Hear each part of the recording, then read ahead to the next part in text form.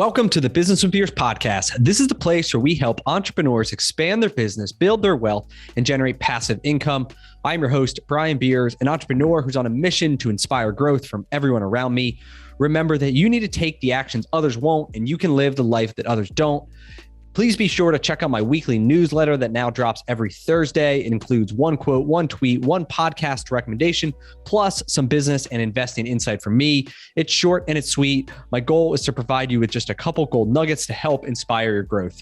Go to brianbeers.com to subscribe. Hello, everyone. I'm excited today to bring you Dan Claps and Zach Nolte. Dan is the founder and CEO of the Franchise Playbook, who just launched a new brand called VODA Cleaning and Restoration.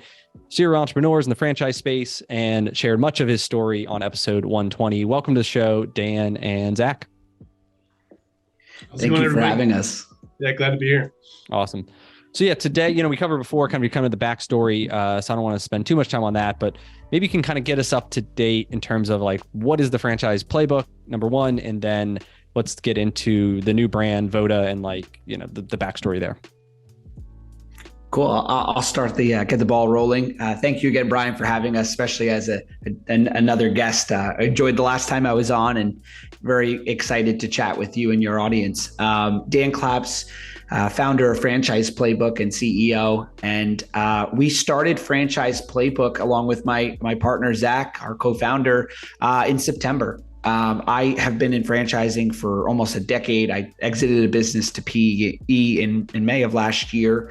And after really being in the franchise development space, helping a lot of people become a business owner, I thought it was time to now marry those people, work with them as a franchisor, not only help them become a business owner, but work with them for 10 plus years. So I set out to be a franchisor in early September.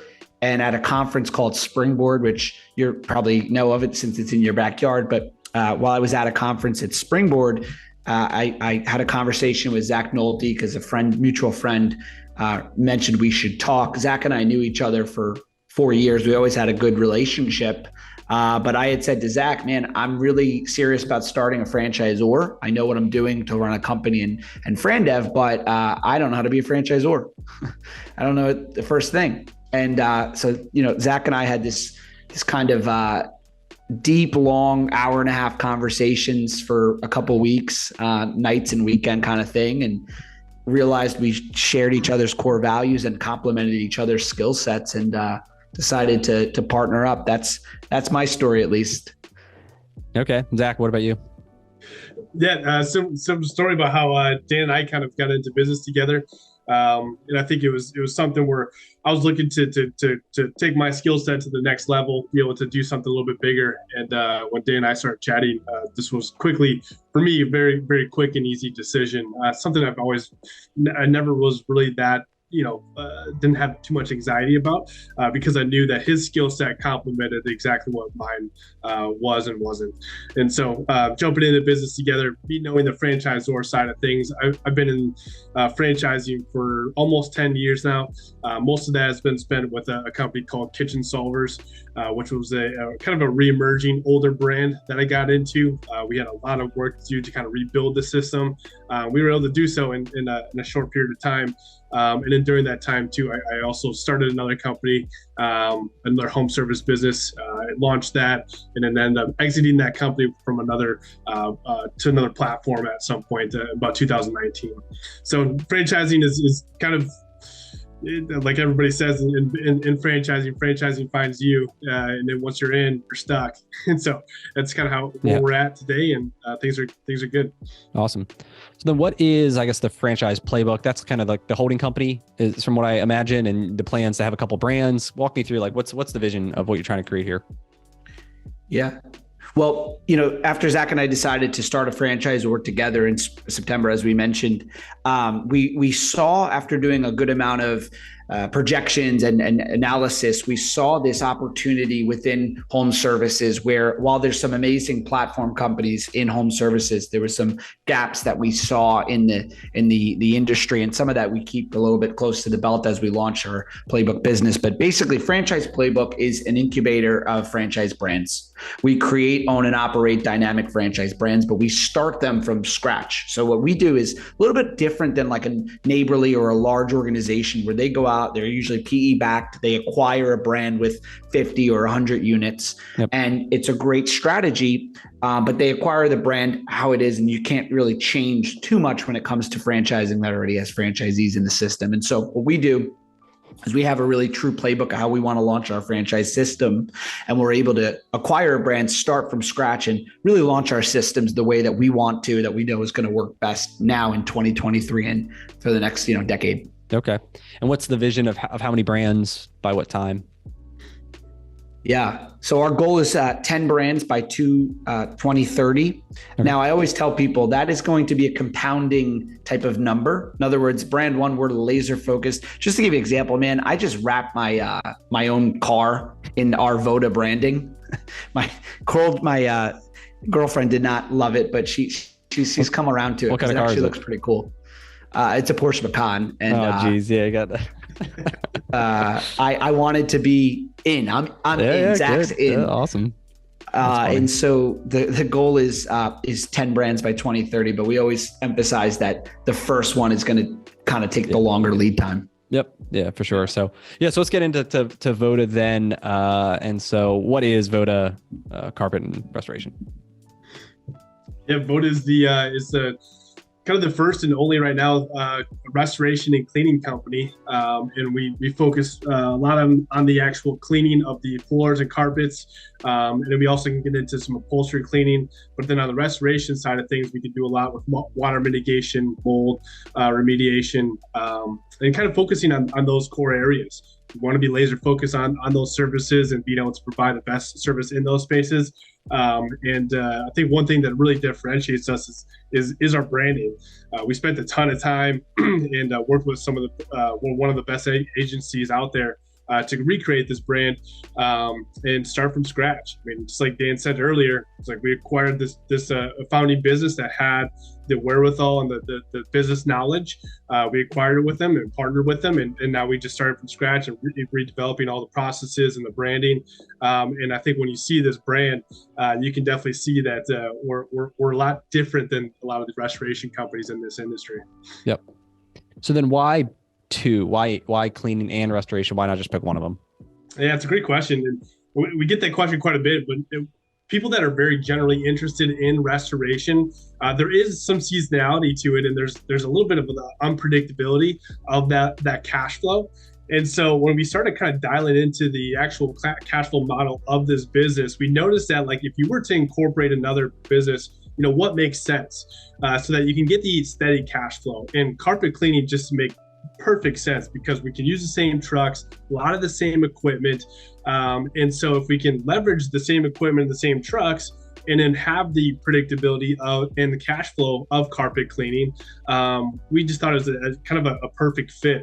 And so, and then also the carpet cleaning side of the business also allows us to generate leads very early and get that cash flow started very early while you're waiting for the restoration side of the business to really take off. And so to us, it just seems like a perfect marriage between the two products and services. So is it for the franchisee? Is it like they're running two different businesses kind of within one?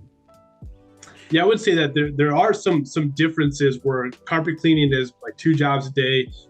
It's very scheduling oriented. There's some project management in there, and then you have the larger project side of things and the restoration side of the business. But it all can be managed again with the same trucks, same equipment, same CRM. Just scheduling is a little bit different on those.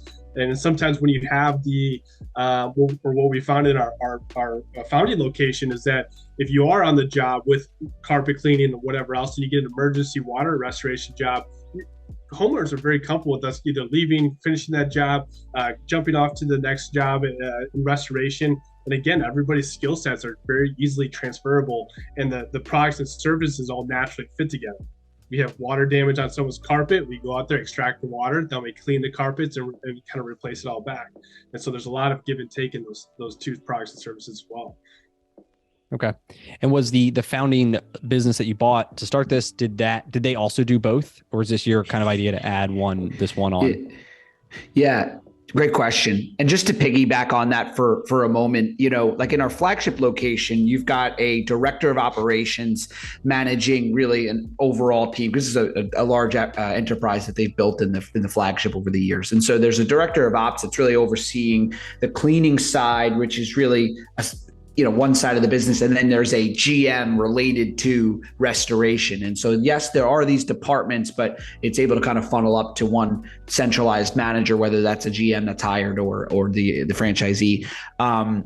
The story's really cool. So if you'll humor me for a 1-minute version of it, if you're listening and you've seen the movie The Founder with Michael Keaton, I make a joke that's a little off color, but I consider myself the ethical version, and that's a tall order, but the ethical version of Ray Kroc. And what I mean by that is in the movie, the story here with VODA is very similar. And I'm a bit like him, a little manic, a little crazy, but pretty driven. And so what happened was Zach and I identified restoration after looking at dozens of home services industries, and we decided on restoration. And then we talked to like almost 100 different business. We talked to business brokers. I'm driving around meeting different founders about making this acquisition. I get a call connected to this business in Northern Virginia. I drive down there on a Monday. I live in New York City, so it's about 4.5 hour drive. I drive there thinking I'm going to go there, have lunch, see the facility, and drive home. It was much like the movie The Founder, because when I got there, I wouldn't leave. I'm half kidding. Of course, the founder and I, we hit it off, and of the business, we hit it off. And so really what stood out was two things. Well, three things. One, the systems that were already in place for a business that was not a franchise conglomerate. It was unbelievable the way that the founder, Dragon, had his numbers tracked and his systems organized. Two, really just like the immense amount of 5-star reviews. They had over 1,000 5-star reviews. I remember one night, Zach and I were up all night Googling and researching and like blown away how many were so happy with the service, which we felt like was something really unique that they bottled. And then 3 was the story of the founder, which in a short version of it, moved here from Serbia in 2005 with nothing, like barely spoke the language, had very little money, started a carpet cleaning business, first with a friend that he was able to partner with, and then eventually on his own. Built that from 1 truck to 10. And to answer your question, he started just thinking about cleaning carpets to pay the bills. And then as that business built, and pretty much a pretty substantial carpet cleaning and floor cleaning business was built, he then saw the restoration jobs. And we felt like in all the franchises we looked at, we had never seen carpet and floor done together so well. Yep. Okay. And so I guess talk to me a little bit about that whole process of taking this independent and then turning it into a business. I'm sure there's some culture like changes. Obviously you changed the name, anyway, so to walk me through some of the, maybe the challenges you've kind of seen in doing this process. I'll start it, and Zach, you want to take it? Cause I think this is an area you've been super involved in. The process for us in the acquisition of so the founder is involved, and he's an amazing partner for us. And he is an expert in cleaning and restoration, absolute expert. Zach and I consider ourselves experts in franchising, being a franchisor, which is its own business.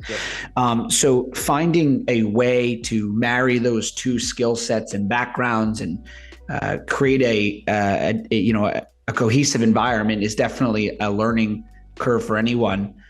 Zach and I are fortunate to have both had exits previously. And so being on the other end of doing this, I think we were able to be very understanding of the emotions that are involved in something like this.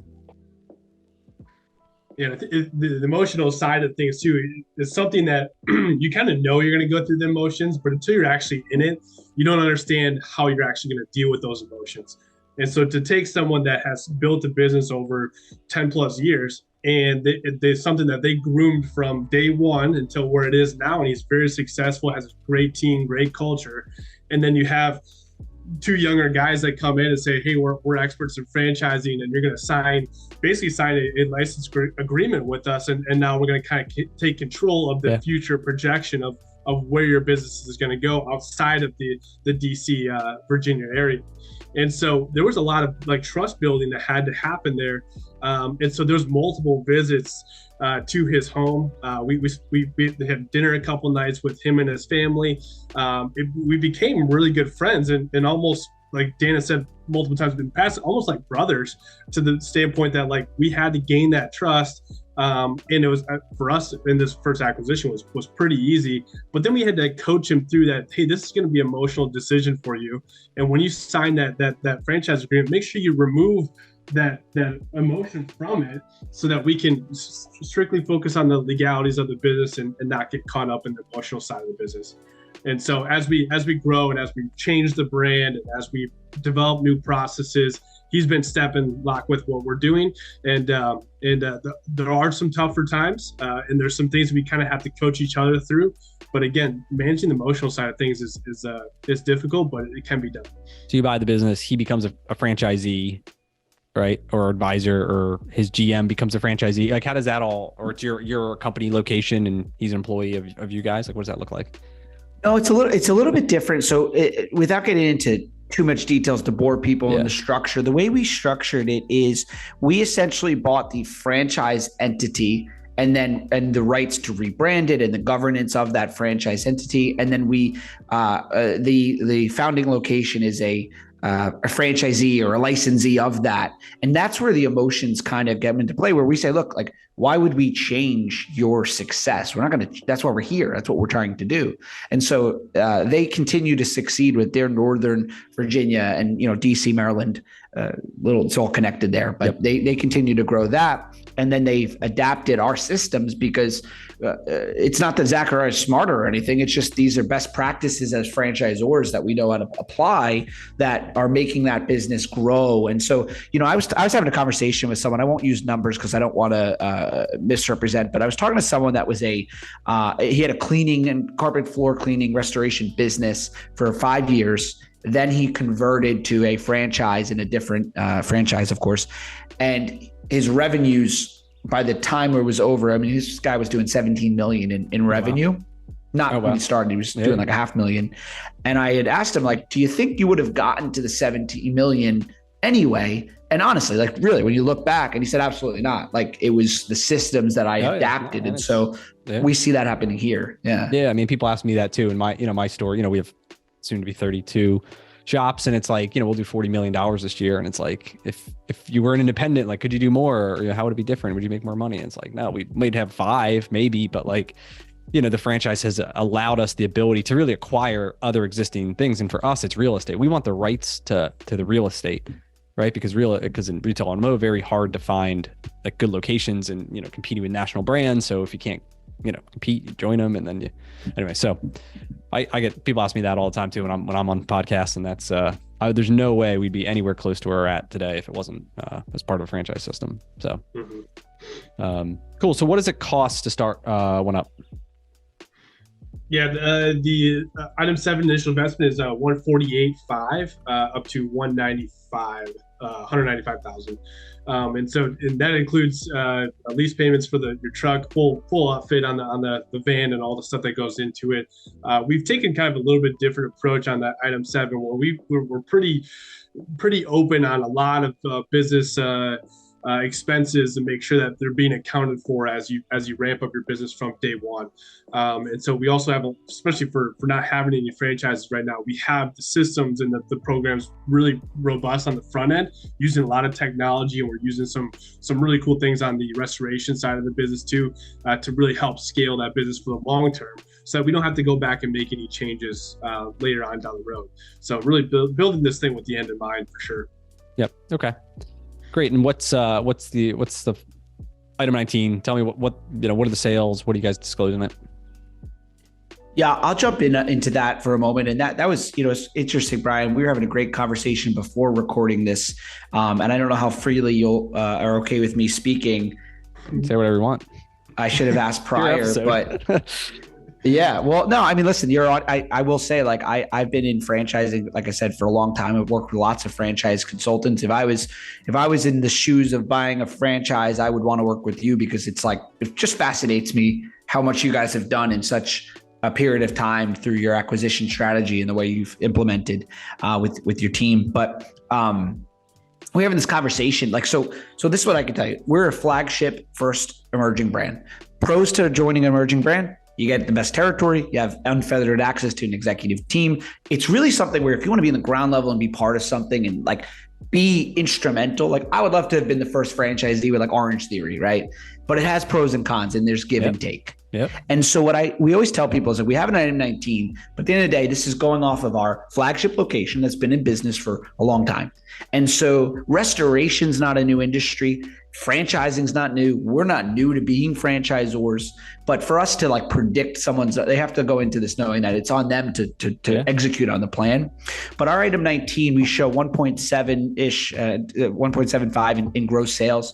And then, after the management is paid and after royalties, we're at about 23% net margin after all basically expenses. And just for even more clarity, what we did was we basically took the P&L. We were able to analyze that P&L, and then we imputed royalty and brand fund percentages to then come to that net margin. That's what we're showing in there. I think that's what a lot of people, at least when I'm talking to them, it's not necessarily there's no guarantee, right? There's nothing. This is your business. You're going to get a return based on the amount of energy, effort, and skill that you put into it.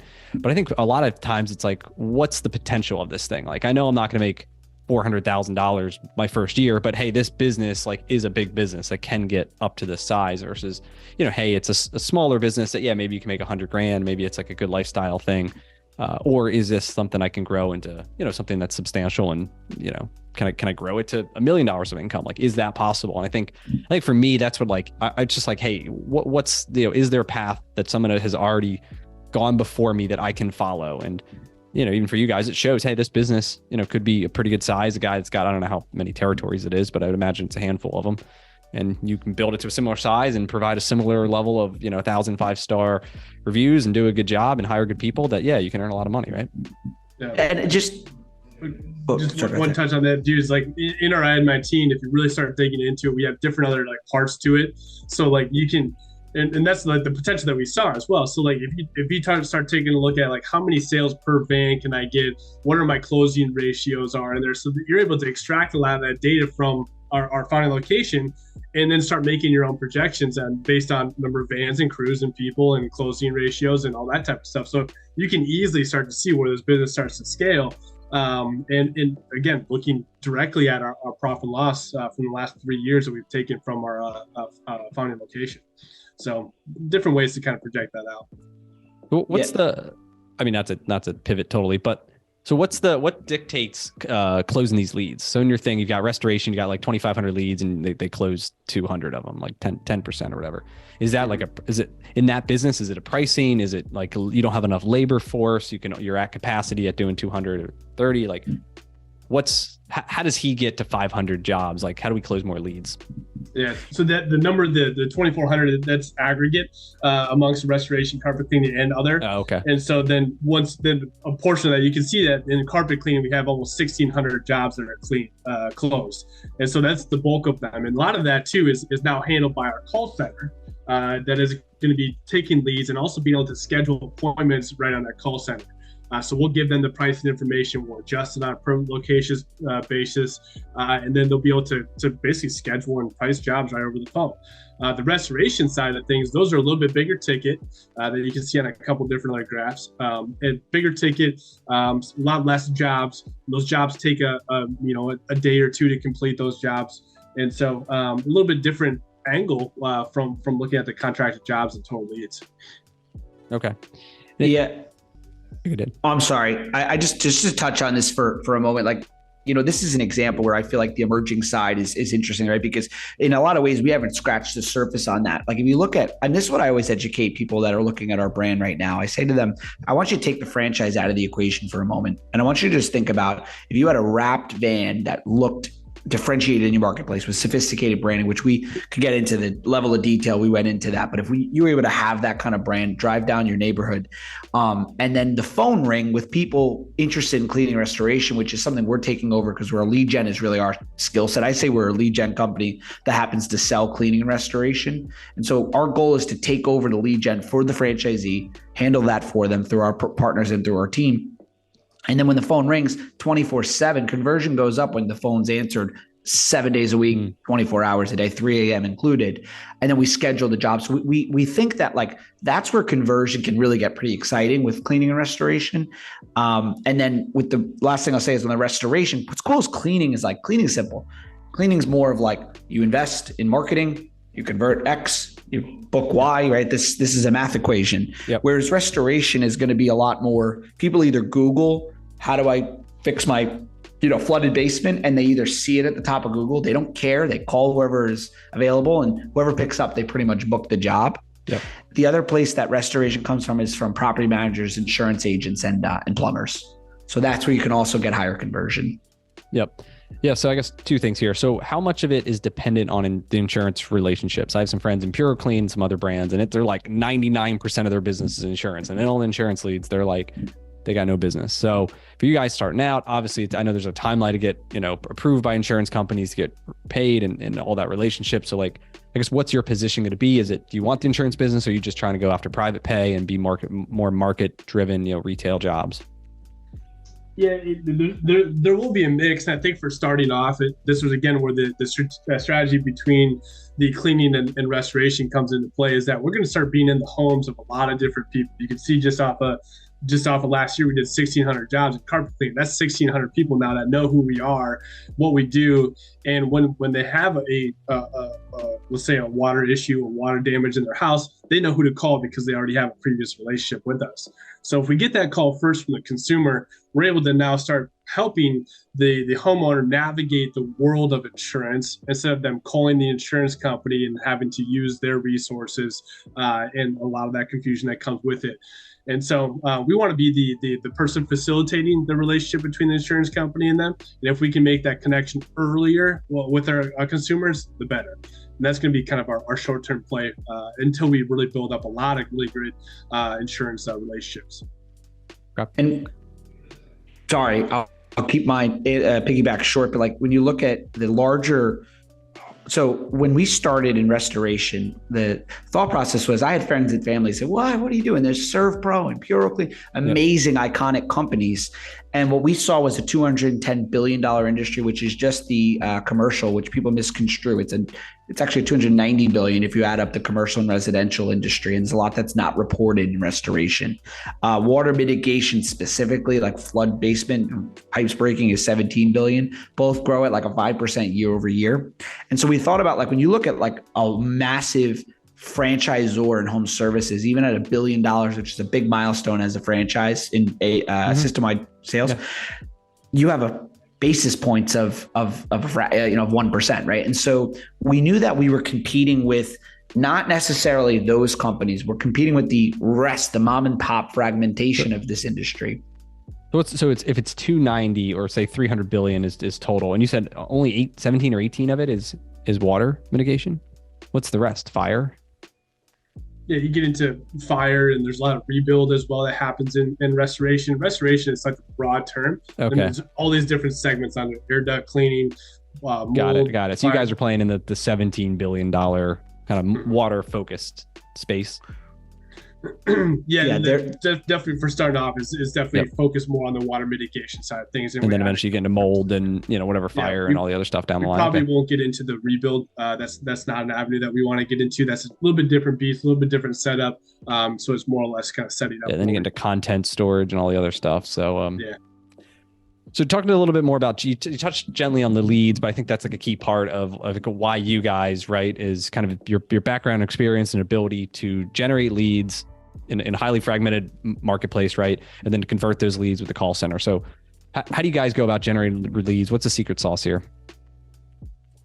Oh, it's a secret sauce. Well, I'll preface by saying that, my background being in lead generation, I look at it like if there was a fire, Christian Betancourt, our CMO, came in and poured gasoline on it. Because together we really became a really great team, because my ability to envision where we can go and his ability to execute. Christian was at Anytime Fitness, Mayweather Boxing, and then he switched over to mobile service like Centown type business. What was fascinating, and I'm sorry, I'm going to try to keep this short-winded, but Christian coming from this fitness background. If you think about fitness, right, it's a small amount of population actually that really works out, and comparative to the amount of gyms that are competing for that tiny pool and pond of people. And so they have to be super aggressive with their sales and marketing conversion funnels. And so Christian came into this space knowing that, and then is able to apply it.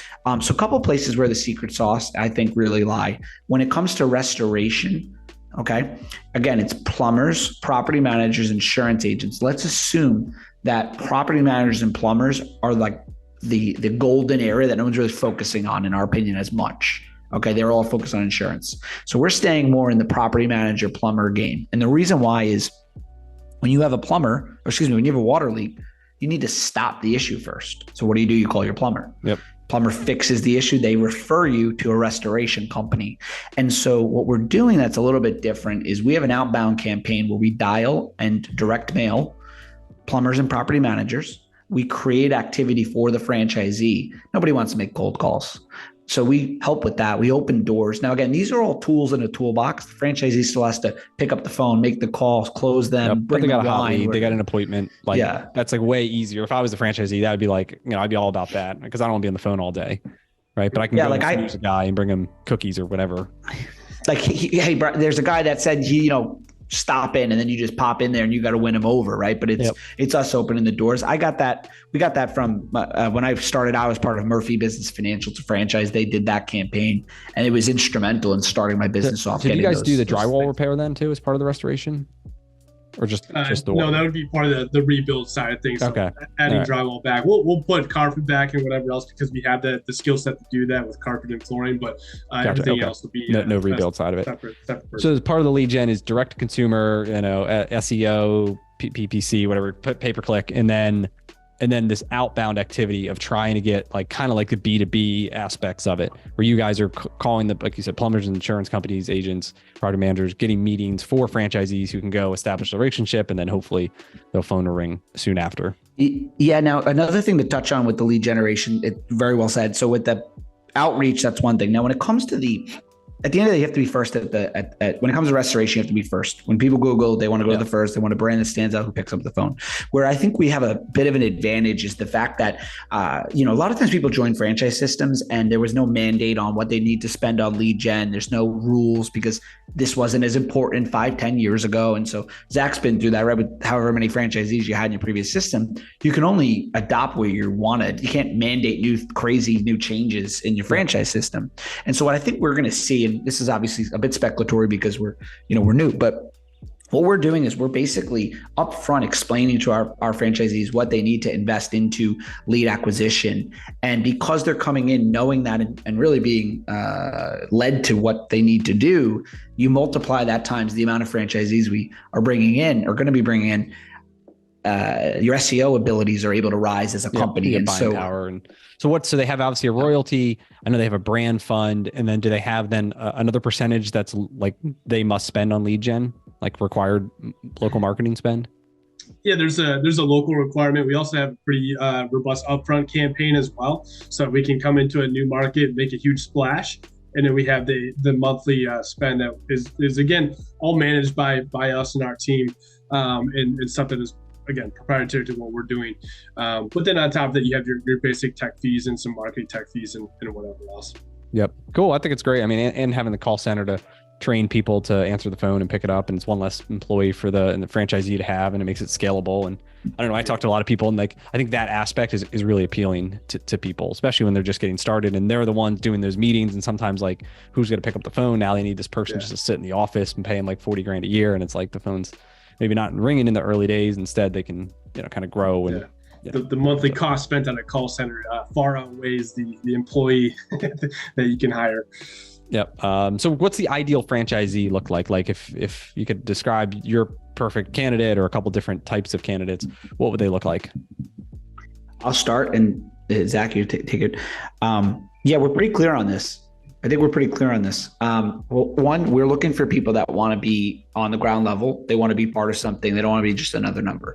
Our culture here at the corporate side of the business is very much people that have done great in their career, but they haven't done their thing. I had a business. I was the mentee, right? And I did, I loved it, but it was time to go do my thing. Same with Zach and our team in general. I think we've all been successful. We wanted to do our thing, and that's what we are at the Playbook level as well as VODA. So we're looking for franchisees that are really going to resonate with that, right? And I think that's a certain career stage of career and life.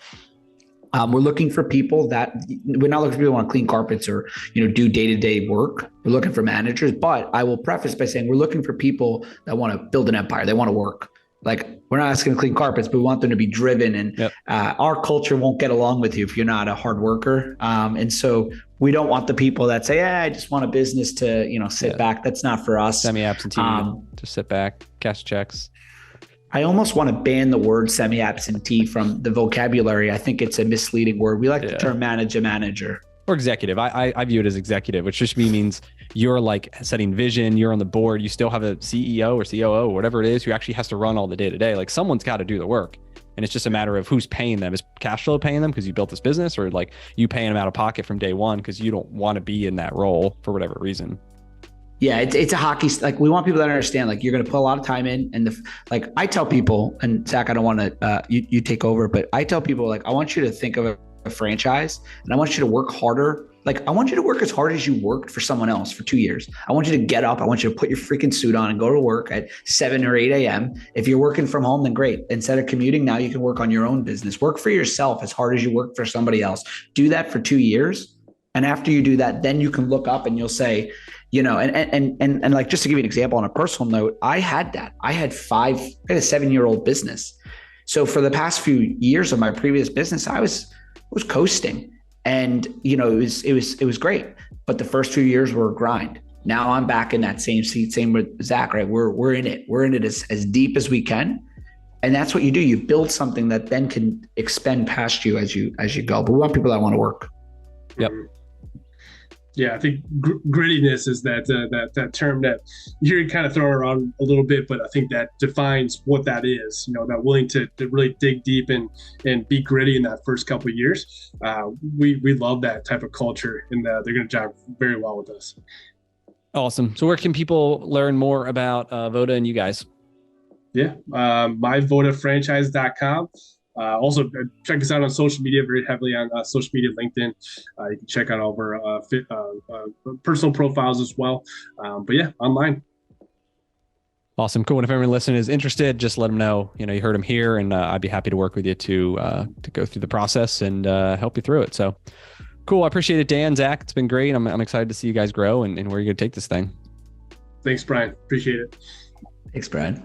That's all we got for this episode with the Business with Beers podcast. One thing that would really help both us and other new potential listeners is to rate the show and leave a comment in iTunes, Stitcher, wherever you listen. Also, make sure to link up with me on your preferred social media platforms, LinkedIn, Instagram, Twitter, Facebook. You can find all my links at brianbeers.com. Please just share the podcast with anyone who you think might enjoy it. And until next time, remember to take the actions others won't, to live the life that others don't.